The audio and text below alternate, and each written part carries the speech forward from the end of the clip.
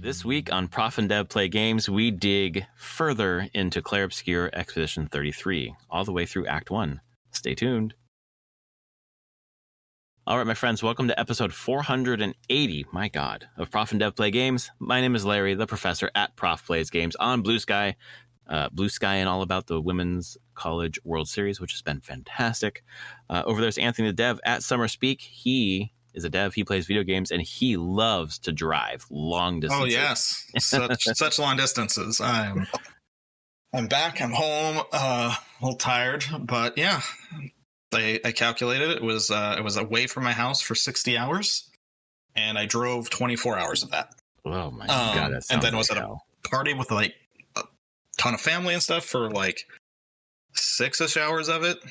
The rest was sleeping and eating for the most part. Nice.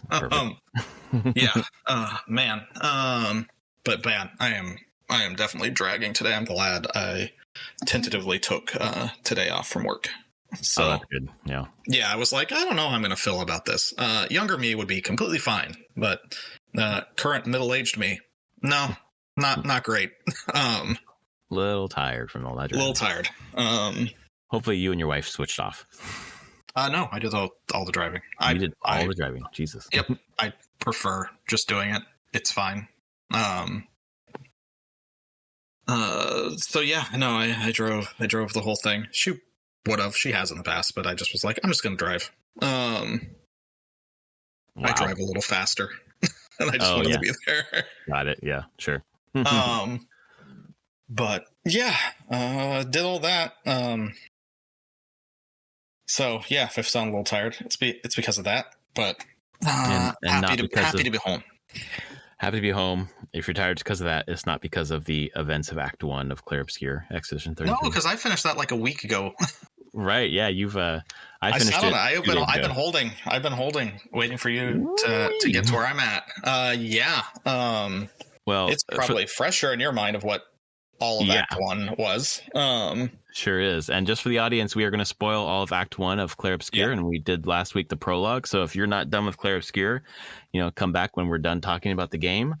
But I will tell you, having a deadline helps me get through a game. This is great. So I had, I'm off work for the most part while my kids at camps and my wife's still working, so I have some time to play. For Act 1, we got through at least the critical path was the Spring Meadows area, Flying Waters, the Ancient Sanctuary, Gestral Village, Esquier's Nest, and then the Stone Wave Cliffs. Right. Why don't we start with overall? What's your overall thoughts on Act 1? Weirdly, it was felt very silly for a lot of it. Yes, it had a very tone of silliness. It starts pretty. I always said at the beginning, the prologue, a bunch of people die, everything is crazy, and then it gets kind of silly for a while. Yeah. I can't be the only one who thought whenever you Gustav kind of wakes up from the beach and it's in a more lush area and you're kind of walking through there and he's going to kill himself. Yeah. And then is it Lune? Lune, yeah. Comes. I thought she was in his mind. Oh, yeah, absolutely. I was like, he's lost it. And I still wonder if, at this point, no, it's not in his mind because of the end of the game. But I definitely, for at least a good chunk of Act 1, was like, none of this is real. He's just going insane. Interesting. I did not go that way. I got stuck on Lune just happens to be here when he's about to kill himself. Like, this is oddly convenient. Yeah. But I just had nothing that made me feel like it took me about a little bit through Act 1 before I kind of started going like, okay, she's just there. Okay. Yep. That's convenient. Mael is there. Like, all these people that he kind of cares about. Yep. Are still there, and that's why I was like, oh, he's coping. Like, this is internal mental coping in the twist. We're going to get this twist of like, yeah, none of them were actually here. But that's not true. Yeah, no, they're definitely there. And eventually you get, I don't know, the silliness, it really, balances pretty well for me. Yes. Where the prologue is just, the ending is just fucking slaughter that I was not quite prepared for. And the end of Act 1 is slaughter that I wasn't quite prepared for. But in between, like, it does the Final Fantasy thing, right? Where there's the levity to kind of drive home those serious moments. Like, I just think the writing is so exquisite. The character moments are them just talking about almost nothing. Like Mael and Gustav are talking about throwing rocks. Like, and that's what you would do. Like, you wouldn't try to be having profound conversations. You would just be talking about, you'd be bullshitting right up until the end. And it's kind of what Gustav was doing right up until the end. Yeah. Which was a surprise for me. That ending of that act was pretty crazy. So the levity point, it was actually it was meeting the Gestrals, right? The Gestrals, yeah. Gestrals, and then Esquier. Yeah. Oh man, Esquier is great. I'm just like, what is up with you, dude? Well, and then it's just this fucking weird, silly thing, and he has his friend Francois who has his rock, and you have to go battle Francois, who's just a fucking like stone turtle or some shit. Yeah, can't move. Can't move at all. So it's just a very silly thing. And then you get into the stone wave cliffs, and there's that huge monster, which I had tried to fight earlier going into one of the areas. It was like a side path, and it just stomped me. And then he just like crushes it, just flies right into it and defeats it in one hit. And it's like, oh, fuck. That guy is strong. Yeah. Speaks in riddles. Yep, exactly. Definitely where I feel like, and this is where I was mentioning, I feel like there's, again, everyone talks that this game very, very highly by the end. So I think it answers its mystery boxes very well. I think so too, but it definitely, the point where I was like, okay, there's getting a lot of mystery boxes here was Esquier and his riddles. And then was it CL or Lune that it wasn't was it CL at that point? Was she in your party? Or was it whoever doesn't like to swim? That's CL. Yeah, and she's like, SK references that, and they're like, like stuff that he might or they might know about her. Exactly. And you're like, and he's speaking in riddles, and I'm like, okay, what's this mystery? Like, that was the point where I'm like, okay, these need to be answered. And I think it will, based on everyone's reaction to how the game progresses and the story. Exactly. But it definitely was now hitting past my threshold of being like, okay, I need to start getting some answers. And I assume Act 2 is actually going to start giving me some of those answers. I haven't pushed into it at all, but... Well, I mean, Act 1 ends with another question. I mean, it ends with another question, but kind of immediately gives you an answer, because like the white-haired guy that you fight, the guy that was, basically on the beach in the prologue that slices your fucking team captain, this stranger, I believe they gave the name by the end, it was Verso. Verso comes in and basically is a mystery himself, but then explains he's coming after you because he thinks that if you kill the paintress, then his immortality goes away, and he doesn't want to lose his immortality. Like, oh, okay, like you answered that question while also proposing a new one, as opposed to something like Lost, which was like, here's a new mystery and a new one and no fucking answers. So I do feel like they're going to catch them on this. Yeah, I think they are. I kind of have trust that they're gonna land this. And I'm very curious if it's going to be a way of like they're going to finish it, and if you started playing it again, you would take dialogue differently. And like there's a part of me that feels like SK's all the dialogue, like knowing whatever the ending is and what the answer is going to be, will make hearing that dialogue again be like, oh. It was there in my face the entire time. Exactly. I kind of love. There's something I saw this week that was basically like, here's an image that Rockstar shared of GTA 5. It was a climactic moment at the end of the game, but because it was the opening material, the marketing material, you didn't know what the fuck they were showing you, but they were showing you the end of the game. Maybe that's what's happening here. SK is telling you something very important that later you'd be like, oh, that's what the fucking mystery means. Yeah, or riddle means. But man, that was crazy. I did lower the difficulty to easy. Oh, to the story mode? Yeah, the story mode. Yeah, the timing is so much easier to deal with. Like, holy cow. I just found the combat so much better that way. It is really enjoyable. The windows are so generous that I miss sometimes, but for the most part, I'm cued into the audio, so I do get it. Yes. I can't imagine missing that most of the time. Like, I feel like you would be fucking slaughtered.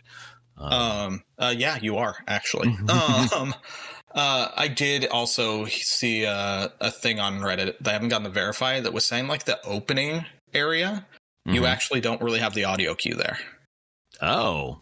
And they don't know if it's a bug or intentional. Like audio cue, because I can hear the audio cue.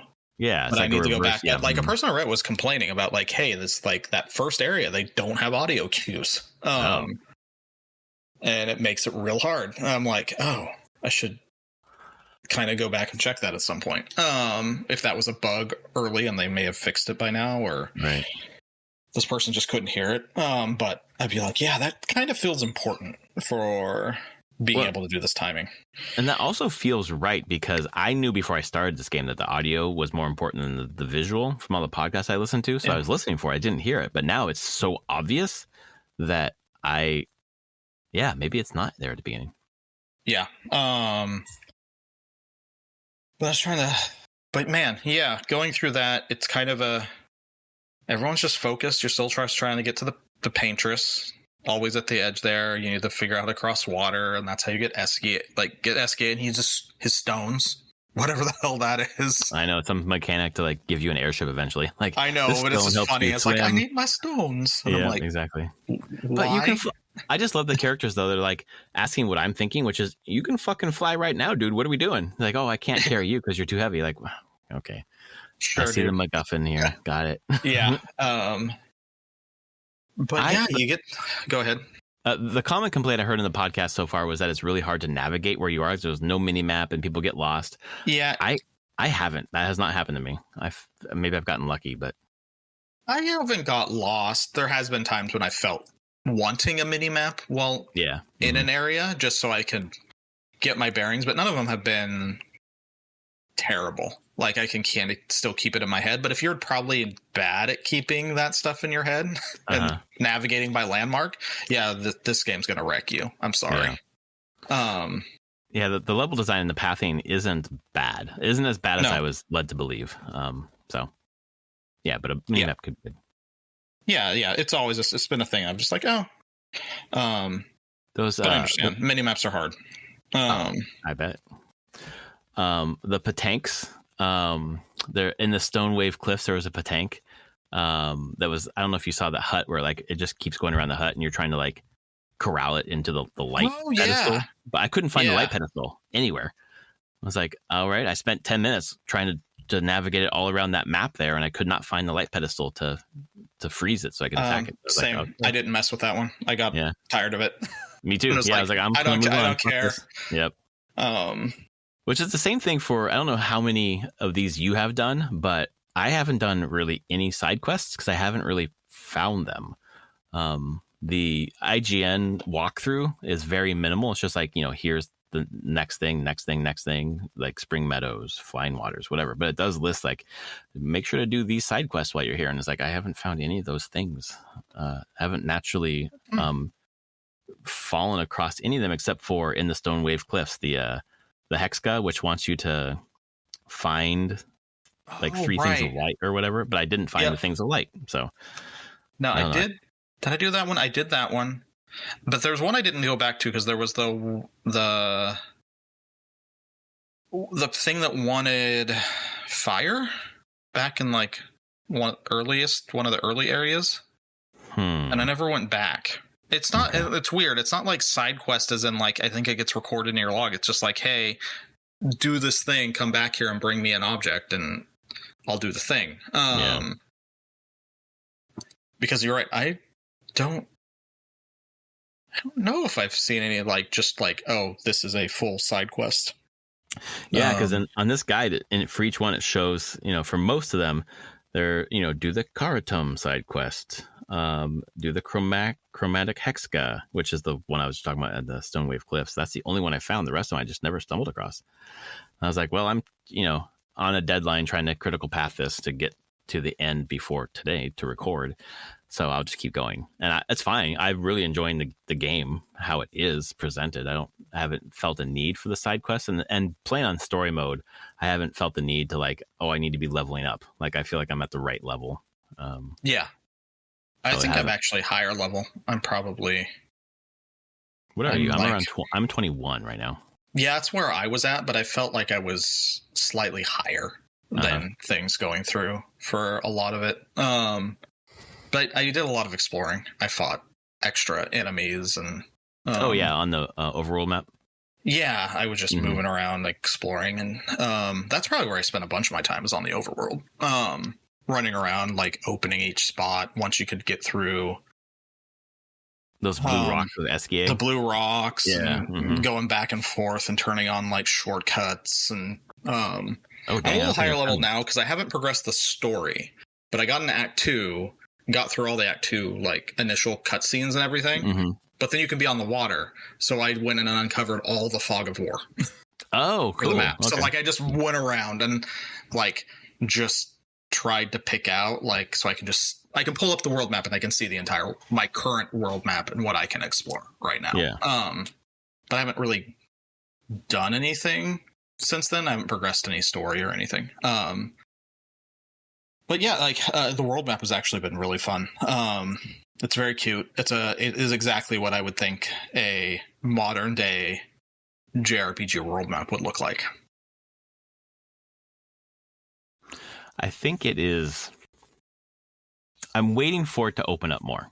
I feel like I agree with you, but I feel like there's maybe more to uncover or secrets to find than I have found. Yeah. Well, it definitely feels bigger once you have the water. That's for sure. There's a lot of other places to go. And I assume you can fly eventually. And that's going to open it up even more. I assume so, too, because they're talking about getting stones and I can do new things. And it's like, well, we're on water now and you can fly in the air. And you're saying you can't fly with us unless you have your stones. I assume we're flying. Yeah, there's the flying. There was one place I found, like, you need to get a stone so you can go underwater. You can dive. Okay. So there's like an area on the map that's like, hey, you can't enter here until SK can dive. And I'm like, what does that do? Well, this is Final Fantasy 3. Like, we can go underwater, we can go and we can go in the air. Yeah. Okay. Yep. Cool. But yeah, so I mean, we can get to the ending of this. You're wondering, I was like, where is Ben Starr's character? Yeah, man. He did interviews about this game. I wouldn't say who his character was in interviews. Did you see that one behind the scenes with the director who is just the camera's on Ben Starr and he's like, oh, so talk about my character. Verso, he is and it pans out and you see the director just staring daggers at him and it zooms back into Ben Starr. He's like, I can't tell you much. Yeah. Yep. He also gave an interview with Jennifer English. Very cool. For something, and he was like, I think they even beeped the name of his character. Oh, interesting. Like, they're just like, he's like, I can't talk about my character. And I see why. Because, Gustav, voiced by Charlie Cox, is unceremoniously just killed. Holy crap. Kind of like a lot of stuff that I've seen, like with the voice actors, has not included Charlie Cox. I'm like, what? He's like the main character of the game. Where the fuck? Oh no, he's fucking dead. He was in the game for about 8 hours. Yeah. Killed right in front of my L, man. Oh. Yeah. Fucking brutal. They're just like talking about skipping rocks and throwing stones, and then and then you get in the fight with the white-haired guy. And that doesn't go well.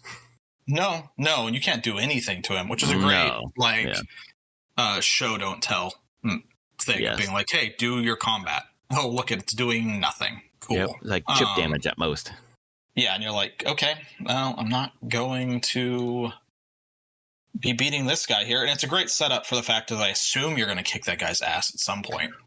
Dude, later my L was like, so I have to kill the paintress to kill that guy? Okay, great. Oh, man. I know what I need to do. On a mission. Yeah. Holy shit, man. I'm so curious more about the world as well now. Every zone is so interesting and, like, MC Escher painting like, but it has like remnants of real world stuff in it. So I'm really trying to. That's another place that I'm like, okay, I want this explained more. Like, what is this world now? Is it our world? Is it Earth? Because there's an Eiffel Tower, right? Exactly. Bent over at point, and there's just stuff where I'm like, okay, what is this? You're taking very specific like real world landmarks and putting them in here, so I assume that have meaning in some way. Yeah, I guess my assumption was that the paintress is painting things into this world because she came from our world and is potentially that's true using that as inspiration. That's my guess, at least. Yeah. Then what the hell is the paintress? Yeah, exactly. No fucking idea. Like, is the paintress a Expedition Zero person too, just like the white-haired dude? Yeah. Everything that we know, like the whole conceit about like all these expeditions coming through, and they're leaving their audio journals because they're doing the same thing you did, and you make a little progress for those who come after. But maybe none of that's true. Maybe it's going to be flipped on its head and we've been lied to about what this actually is, or these characters have been lied to. So. Oh yeah, because there's also, and the other mystery character is the masked girl. Oh yeah, she's shown up twice for me. So she has. Sorry, the masked woman. Masked woman, yeah. Yeah, I was thinking about. And you're the like, boy. and I don't know her exact connection to the white-haired old man. Clearly, father-daughter or something going on there. But also, Verso also has connection with her. Exactly, because Verso is like, you're using her, so I'm going to step in now too. And changes the game or whatever. But Verso seems to be, I thought, was immortal too, but he has hit points. It sounds like he might be. I've had one conversation I did all the conversation at camp, just didn't move forward. Yeah. And he's immortal, but he is okay with you. He kind of is done with the whole thing. Yeah. Or at least if he's not immortal, he's not really. Immortality is weird here because I think they can actually be hurt still. They can die. It's not like invincibility. They just don't age. I see. That makes more sense. They're stuck at this age. So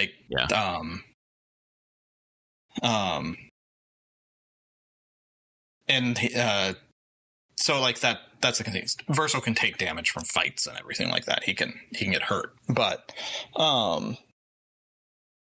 he's tired of living for it. Like it feels like the cycle needs to end basically. He's over it.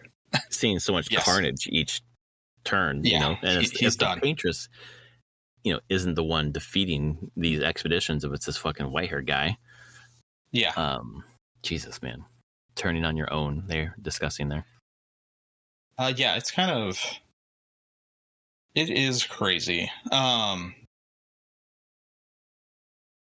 then... That's where I've you finish that, you get Verso, you're at the camp after. That's when you open the other mechanic I didn't know about, which is relationship. Oh, I didn't There's go any relationship further, levels. Oh, have we been building those already, or is this where you start building? No, it starts. And it starts with Esquier, so don't worry about it too much at the moment. But I'm like, oh, yeah, it's Verso and Esquier. Because they talk as if they've known each other for a long time. They probably have, yeah. I think so. That's cool, Verso though. talks about him like, "Oh, you lost your rocks again, didn't you?" Something about you've lost your rocks again, and it's like, if I didn't know better, you're losing them so that I come back and get them for you. So Verso clearly has helped Esquier multiple times over the years.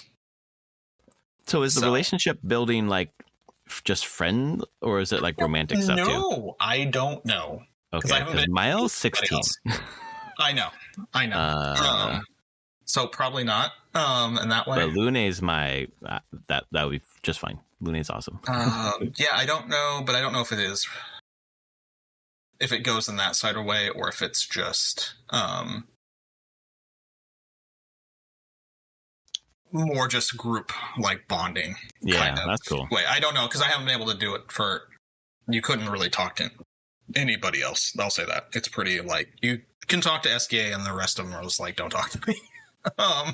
We're traumatized by losing Gustav. Yeah, like, exactly. Who are you, new guy? I don't want to talk to you.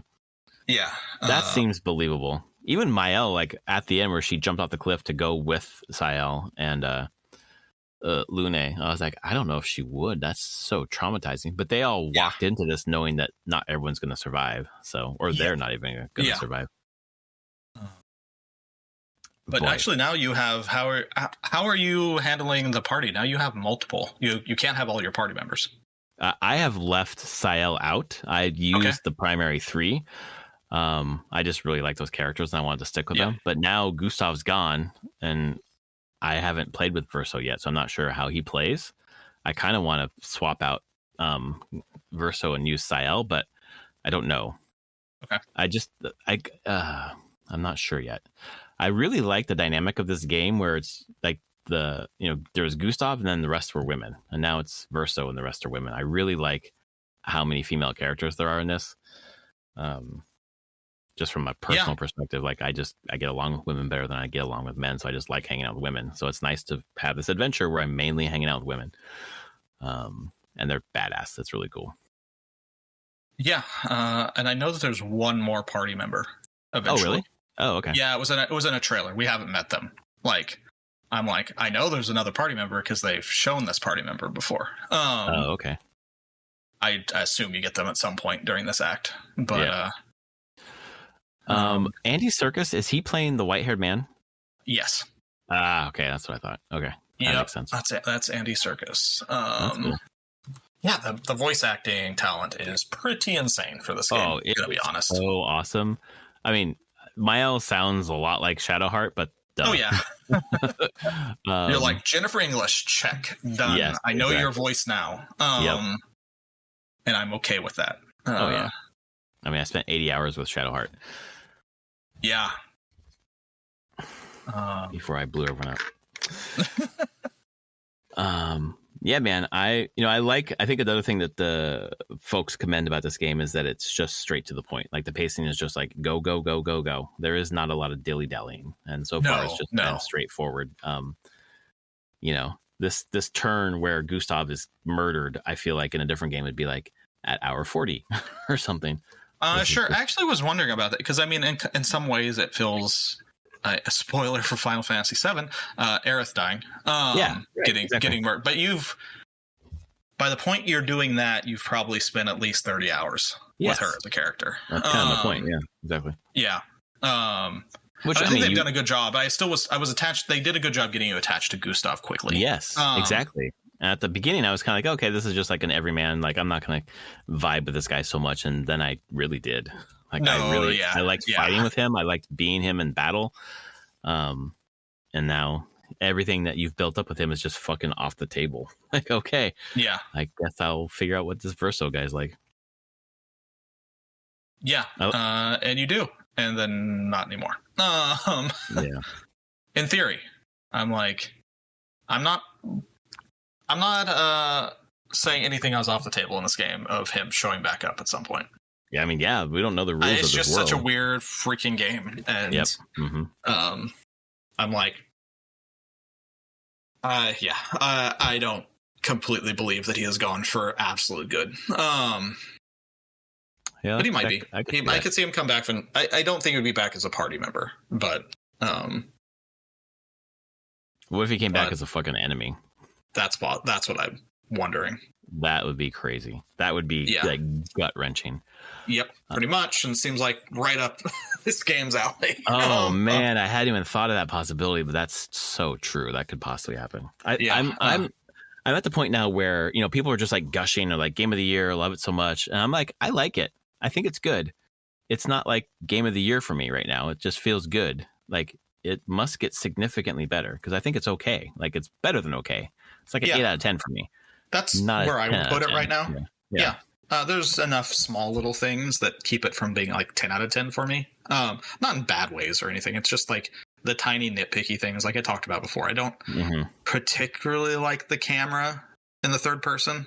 The way that you just wander around in the maps, like there's a location into it. I'm just like, that's a personal preference. I don't like the feel of it, and I also don't like the feel that they want me to do like platforming challenges at that camera angle. I hate you so much.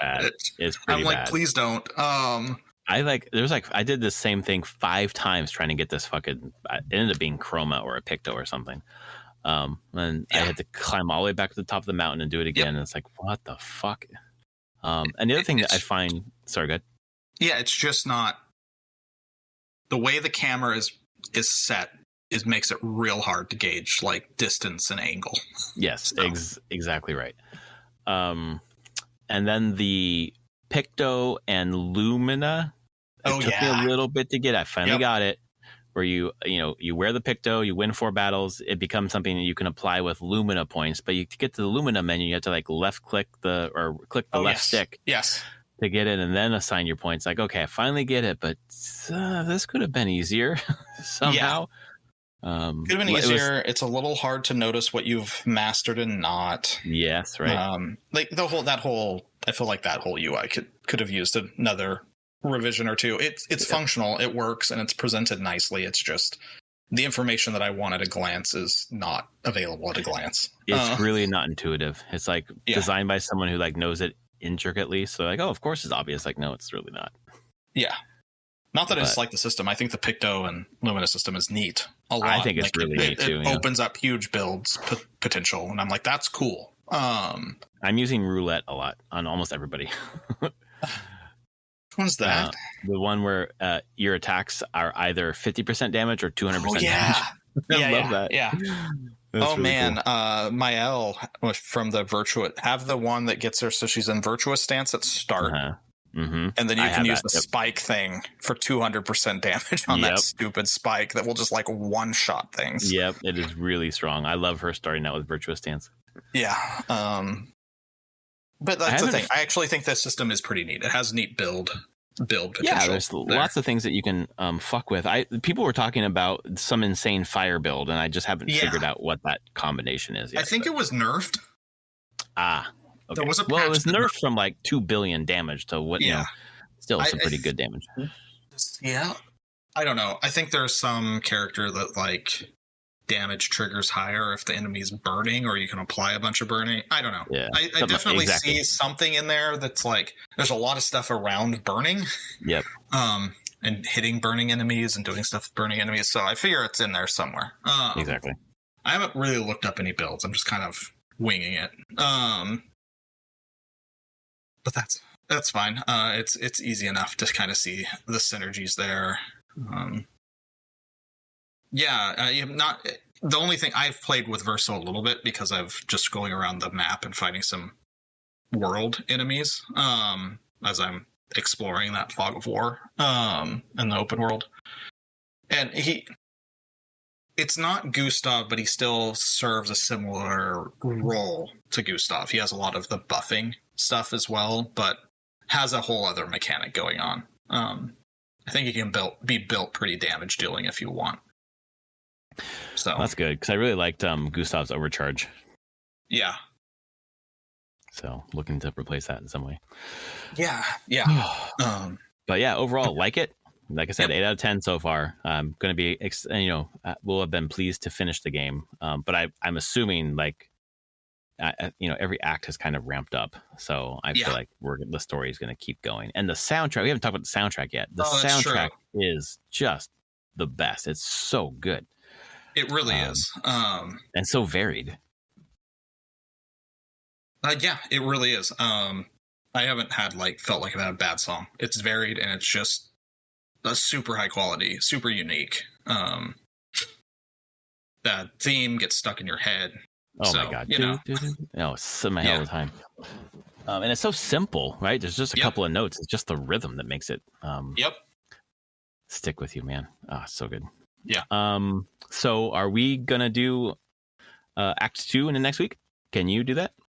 I think I can. Maybe. Okay, I think I can too.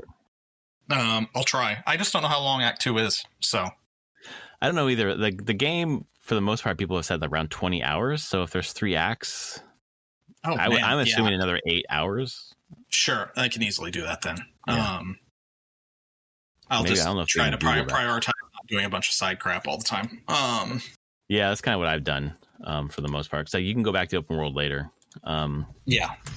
Let's see here if I can find the Expedition 33 Act 2 length question mark. See if that pulls up anything. That's just the walkthrough. Yeah, it says the main story is 27 hours. So 27 hours. Jesus. Okay, I thought it was 20. Shit, maybe this is longer than I thought.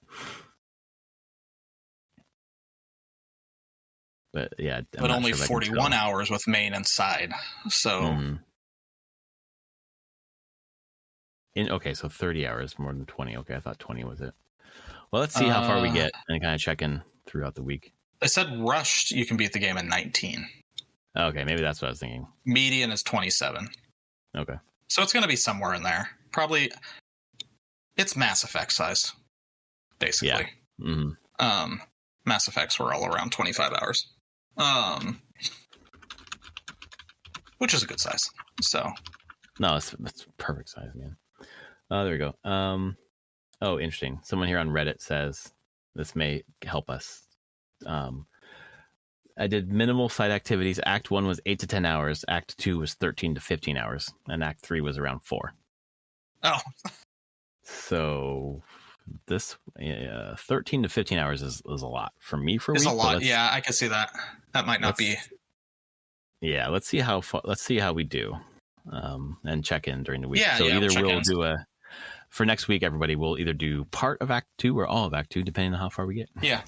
Or hold, because this week is a bunch of Summer Game Fest stuff. Oh, you know what? That's a good point. Why don't we aim for 2 weeks from now then?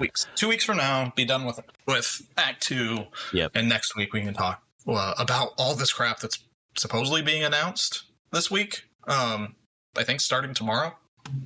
Yeah, tomorrow is the Witcher 4 on the Unreal 5 showcase thing. Yep. So we're going to get some details there. Then there's tomorrow is the mixed summer games showcase, so a bunch of new indie stuff. The 6th, so that's Friday, is actual Summer Game Fest.